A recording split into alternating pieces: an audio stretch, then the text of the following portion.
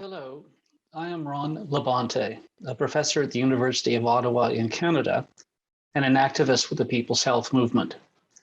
Welcome to this webcast on the theme of what sort of post-pandemic economy we need to ensure health equity and to meet the twin challenges of growing wealth inequalities and rapidly accelerating climate change.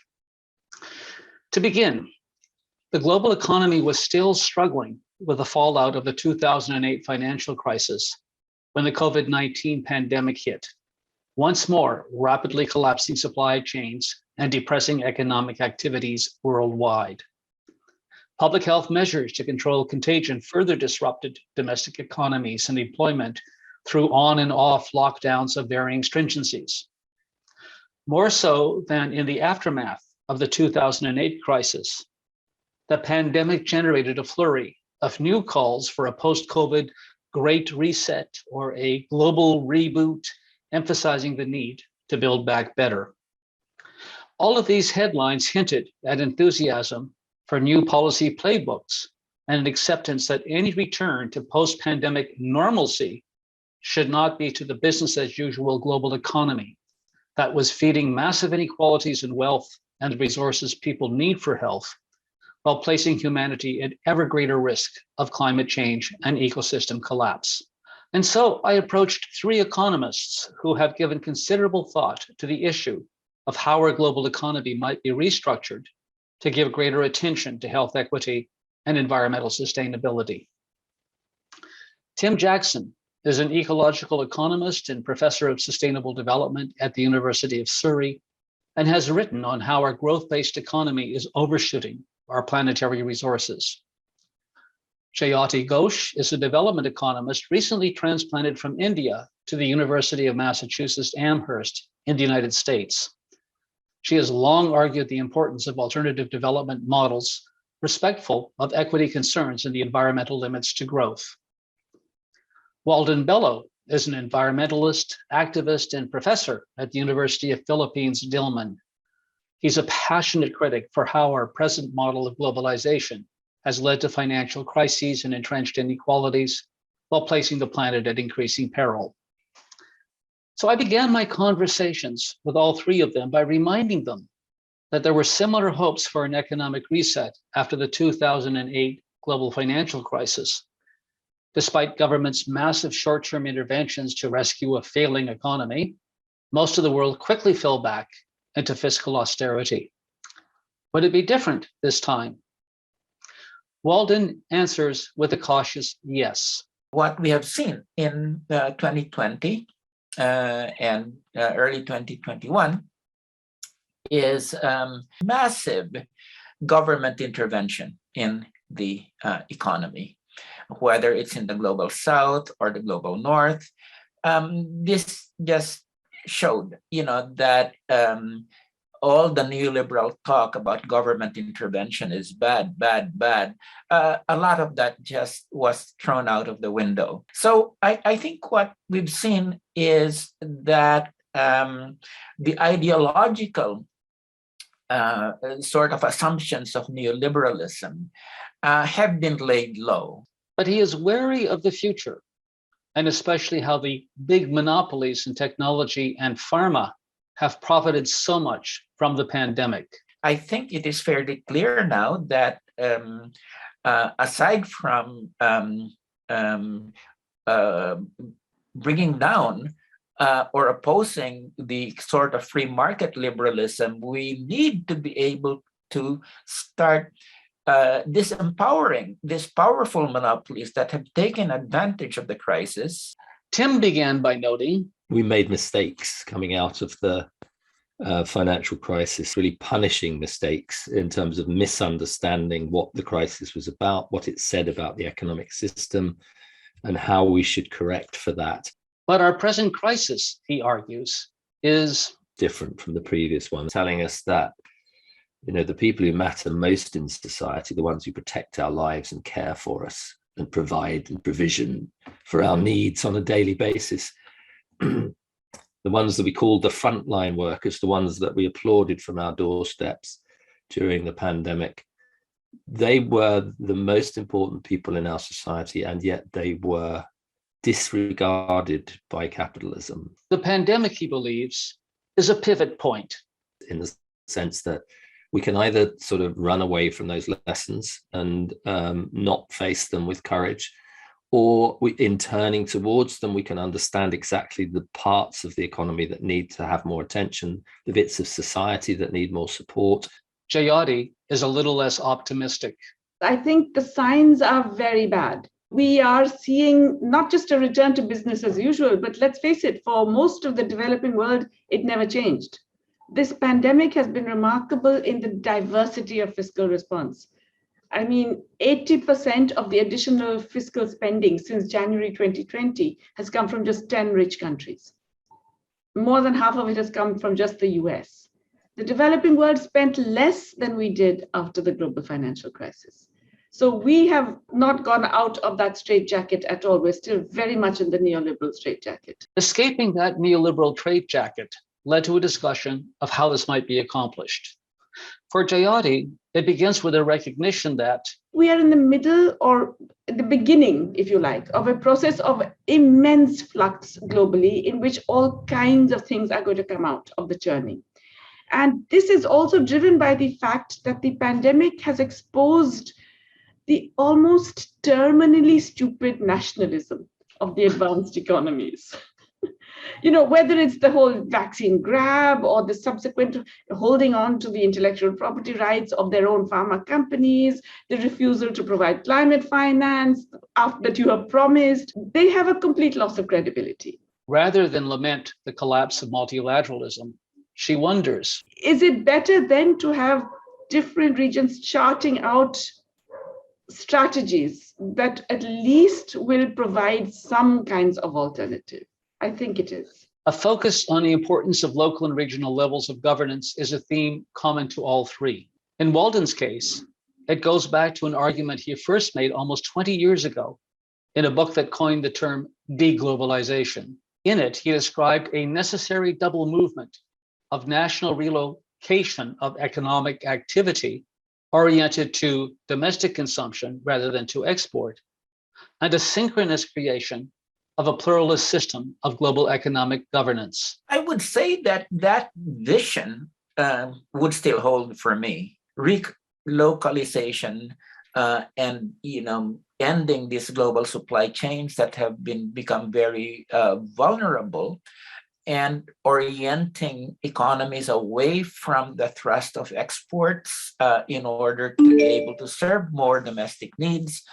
I would put the emphasis now also on things like we really need, very active programs of wealth redistribution, and we really need also to make a stronger connection between deglobalization efforts and the efforts to control and climate change. And then unless we do that, we might not succeed. While less explicit in his interview, Tim's past and influential work on embracing prosperity without growth saw the seeds for such an economy in local or community-based social enterprises, activities that create a greater sense of well-being and fulfillment than the, quote, materialistic supermarket economy, close quote, in which people spend most of their time. Yet these local community betterment activities barely register as economic, much less as growth. As Tim explains, we're confronted with a sort of dilemma. A continually expanding economy on a finite planet just doesn't seem to realistically be possible. And yet we've built most of our economy around the idea of that expansion and around the idea of growth. We have to begin to explore the structure of the economic system and reform the economic system to make it consistent with the fact that we live on a finite planet on the one hand, and to make it consistent with improving people's well-being. To some economic reformers, this translates as green growth, the Build Back Better agendas that dominate in high-income countries such as the USA and the European Union. These represent important health, social, and ecological gains. After criticizing the unsustainability of the growth model so rapaciously pursued after the 2008 financial crisis, Jayati describes herself as, I'm more hopeful about that now than I was then, because I think renewable energy, thanks to China actually, is now competitive. Both solar and wind are actually competitive with all the fossil fuel energy, and in fact cheaper, especially in countries with a lot of sunlight. But in particular, they are amenable to decentralized delivery. And that's a huge thing. You don't need to have acres and acres of solar panels. You can actually set up units in villages, units in particular locations, and so on. And I think that can be transformative. well, Walden agrees that green growth is moving generally in the right direction. I think this techno-optimism is something that I worry about. And like Tim and Jayati, Walden argues that just changing from non-fossil fuel resources to more other energy sources without really changing the consumption ethic, attacking the consumption ethic, is not going to really cut it. Jayati offers another reason to be careful in how we unpack the details of a green growth agenda. That a lot of the mitigation efforts in the advanced economies rely on precisely what you said: lithium, copper, coltan, etc. A lot of rare earths, which are mined in the most oppressive, exploitative, displacing ways, without concern for the conditions of the people who are being affected, etc. But here's the thing: it doesn't have to be that way. It is that way because of the whole neoliberal paradigm in which you don't look at the rest of it. She illustrates this with reference to her recent relocation to the northeast of the United States. Very liberal, progressive part of the world. Everybody is a recycler. Everybody wants an electric car or has got one. Everybody's into all, green and solar panels in their homes. And everyone feels very virtuous that they are being net zero in their own homes, their own buildings, their own transport, etc. Without realizing that recycling in the US, almost all the waste is exported. They don't stop to think about the mining that is enabling the solar panels or the lithium that is powering the car batteries. And all of these are somehow seen as separate silos. Instead, she argues that it's very important for someone who wants to be really green to take this holistic approach. Tim falls squarely into the holistic camp, being one of the early proponents of what has come to be known as a degrowth, a planned reduction in human consumption to keep the planet within livable ecosystem boundaries. This makes Tim somewhat wary of the green growth mantra, the belief that if we simply decouple economic growth from its material throughput, we can have our cake and eat it too.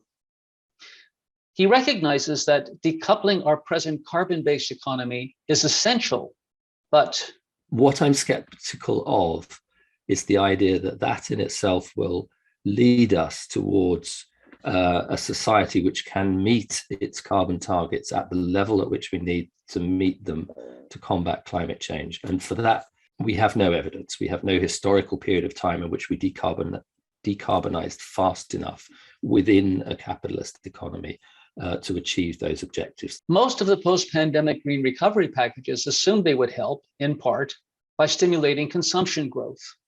And therein lies the deep flaw of capitalism. Decarbonization matters, decoupling matters. Yes, those technologies exist, but we cannot expect them to deliver us the fruits of a zero carbon economy without looking at the underlying economy itself, which is still driving towards expansion, it's still driving towards consumerism. The incentive structures are pushing us in the wrong direction. And that's the point at which you have to go deeper and explore the dynamics of that underlying economic system. Capitalism is predicated on ever-increasing production and consumption. And so, as Tim argues, it is not sufficient just to temper growth. Let's put an adjective in front of growth: green growth, sustainable growth, smart growth. That's not confronting the system enough. This is not a new caution. I am old enough to remember the seminal 1972 modeling exercise by the Club of Rome, which noted that there are indeed limits to growth. This was the same year the UN convened its first Earth Summit, which brought attention to how our post-war rise in consumerism, while perhaps healthy for the economy, was pathological for the planet, and over a time that is now our present, unhealthy for us. As Walden reminds us, we still haven't internalized this basic economic fact. Yes, I think that degrowth is a very big imperative for the advanced capitalist societies at this point in time. And that's why I would think that for the countries of the West or the global North, I believe really that degrowth is the only alternative. The term degrowth is not always liked, even by those environmental activists and economists who share many of the political and economic transformations that it implies. Jeff Sachs, who's an advocate for the green growth agenda, recently described degrowth as a distraction, arguing that there is no incompatibility of having both a decarbonized energy and more energy. Now, Tim challenges the idea that the degrowth agenda is a distraction.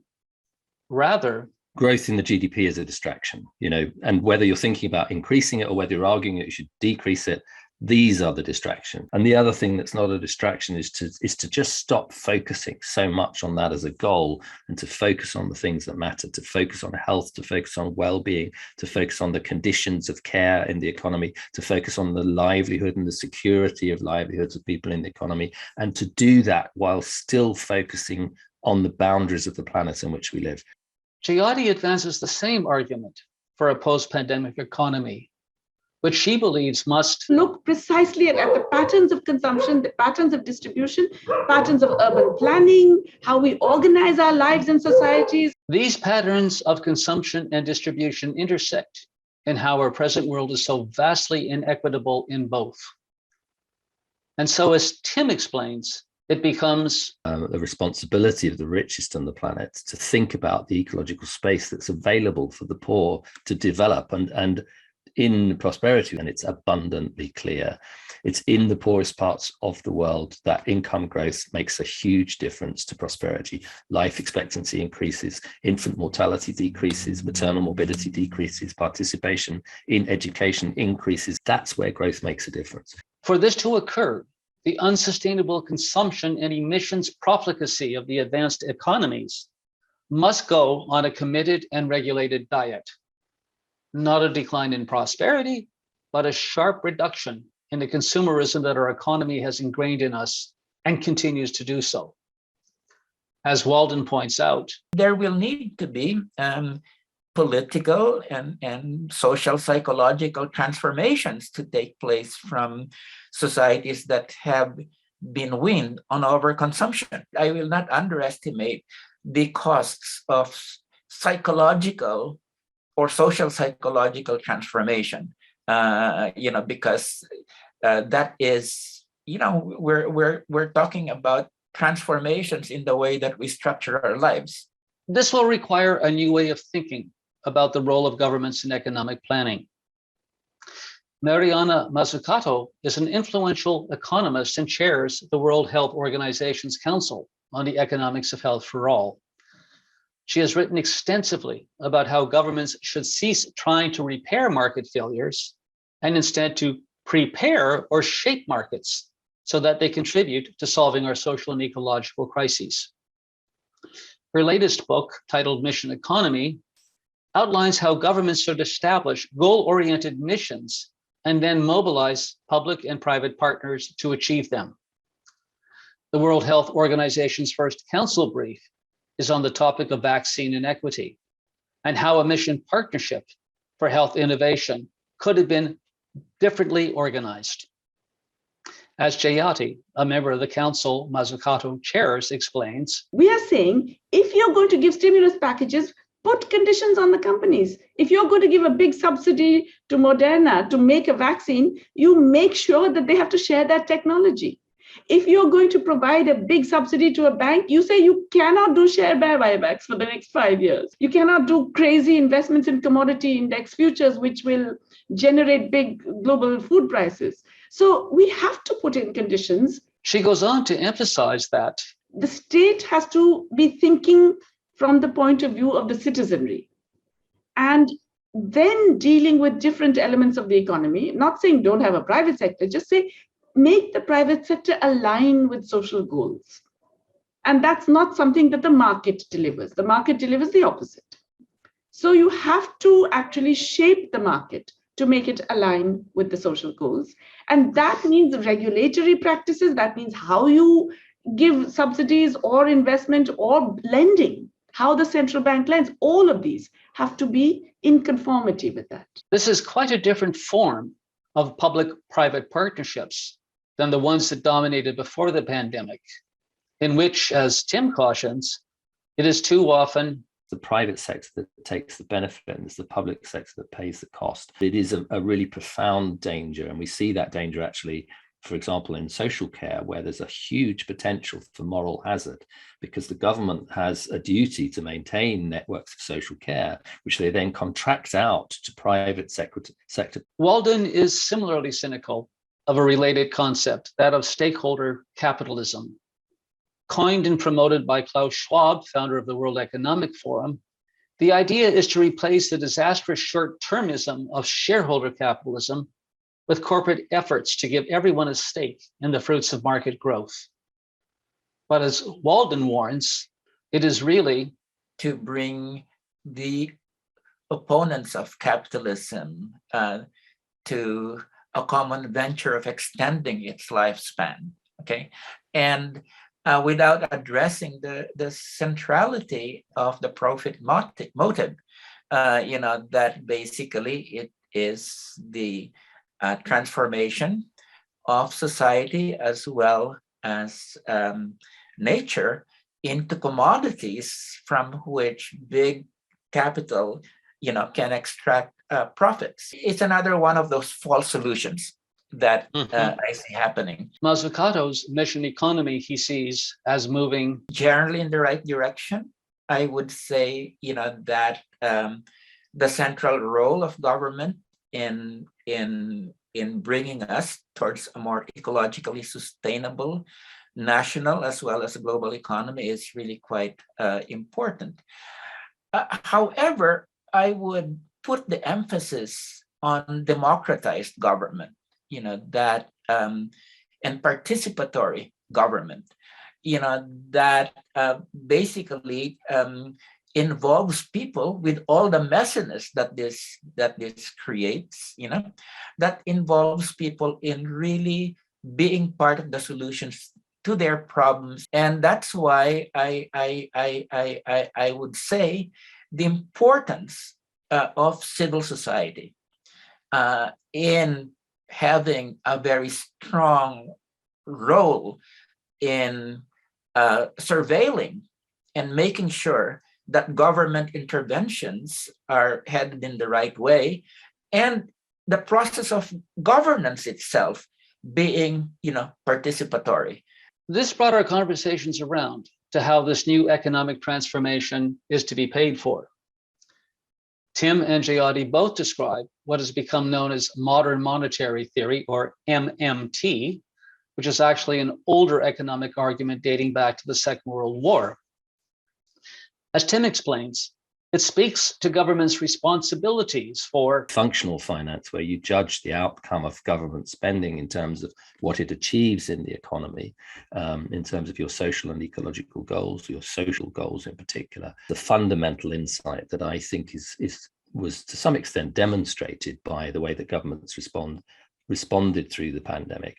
There is, for any government that issues its own sovereign currency, can never run out of money in the way that a household can run out of money. A government is not a household. And that fundamental insight gives us the space that we need to create monetary and fiscal policies that are flexible, that are coordinated, and that give government the space to maneuver as we navigate these huge environmental and social challenges that are facing us irrespective of growth, lifting the veil or removing the fig leaf, as the New York Times called it, of the ideology that says that government cannot afford to spend in the well-being of its citizens. Jayati also supports the basic insight arising from MMT. That yes, governments can spend, and that is not dependent on your tax revenues or anything like that. And that yes, central banks can and have in the past, for centuries, put money into important social and developmental projects. She is concerned, though,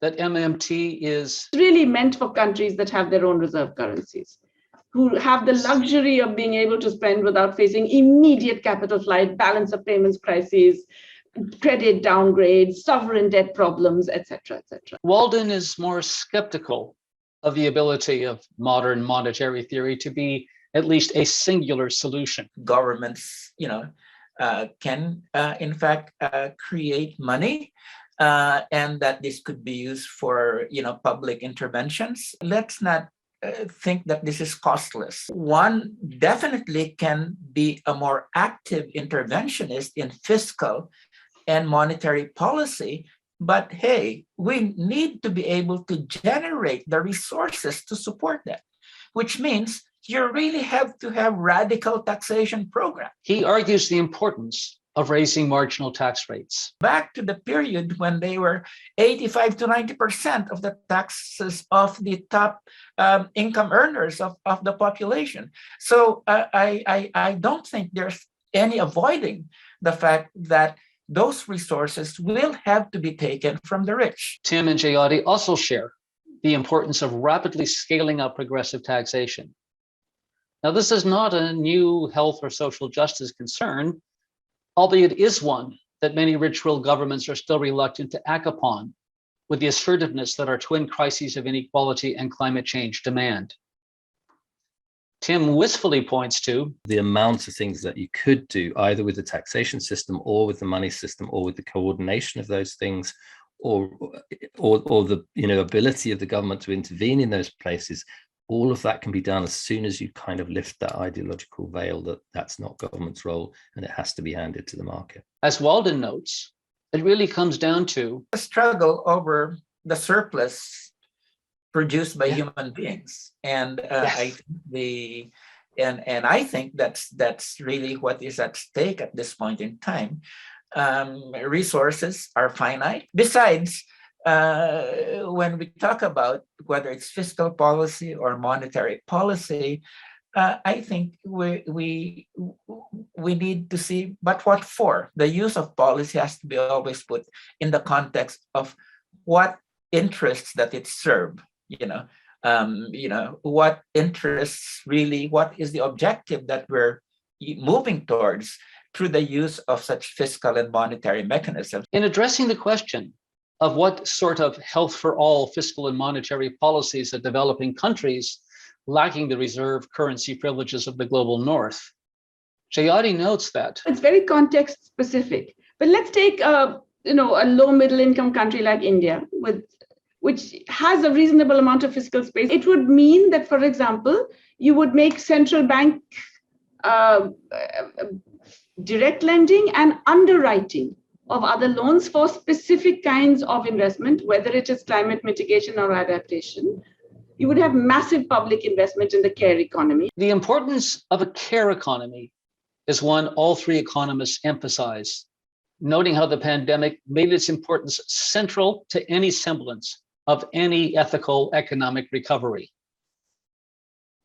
For Jayati, that centrality of the care economy is an extension of what feminist economists have always talked about care in a much broader sense. There is the direct care, which is looking after people, the young, the old, the sick, etc., and the cooking, cleaning, all of that. Then there's extended care, doing things that help in adaptation to climate change. It is essential work that is being done in unpaid fashion by a significant part of the population. The implication here is that a post-pandemic economy must begin to reward financially, support financially, those who contribute to the care of people and planet. As Tim points out, health is the main aim of prosperity. Health is the foundation for prosperity. Then you need to be able to figure out how to create a care economy. And the care economy is a very different place. It's not about the productivity with which we produce and consume material goods. It's about the time spent in service of human beings in the service of other people.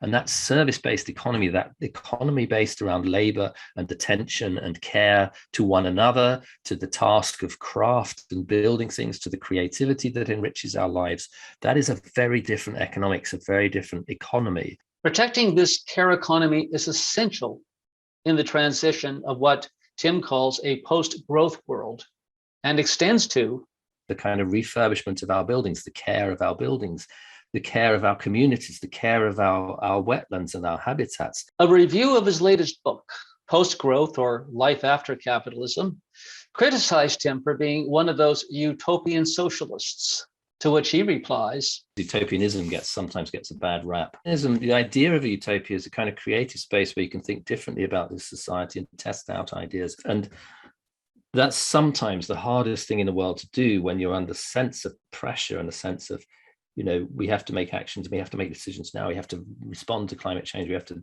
reverse the decline in biodiversity, we have to solve the problem of inequality in society. And then you're just a rabbit in the headlights, unable to see where to go.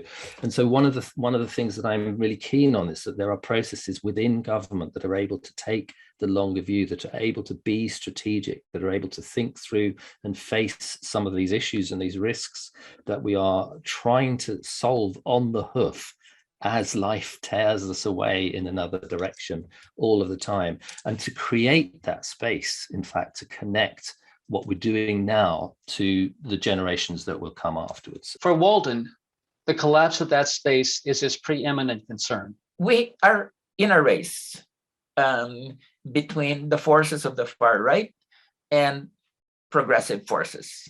And I think we should not underestimate the importance of right-wing authoritarian forces that inevitably tend to be anti moves to deal with the climate crisis. One of the first things that's going to suffer is precisely any sort of coordinated global action on climate. And so Walden concludes our conversation by noting that this is precisely why he has been persuaded to run as a vice presidential candidate in the 2022 Philippines election. But he also cautions, we can't leave it to the politicians. We've got civil society to now step in, because if we leave it up to the usual actors, we're not going to get anywhere. A message that echoed as the meeting halls of COP26 emptied just a few weeks ago. Jayati describes herself as a big fan of changing everything, but she has also learned the value of taking thin end of the wedge approach. I'm saying, let's just do whatever we can in whichever way we can. That opens it up a little bit. Let's think of these spaces we can open up in whichever way possible. Let me give you an example. If supposing you say that we really have to create development banks funded by a central bank, which will take up the climate investments that we know we all need. If those are successful, it's a step towards people saying, well, why do we need the private banks? What's the good they're doing? But if you simply arrive and say, all banks to be nationalized, it's not going to work. So you have to actually do it that other way. In the end, none of the three have a simple recipe book for the eco-just transformation that we need. But they offer many suggestions for how we can refine and promote such a transformation. And one point on which they all agree, the model of all-consuming capitalism that we have been living with, and especially its exponential growth over the last 70 years, is no longer fit for purpose, if that purpose is improving health equity and ensuring a livable planet. Thank you for listening in.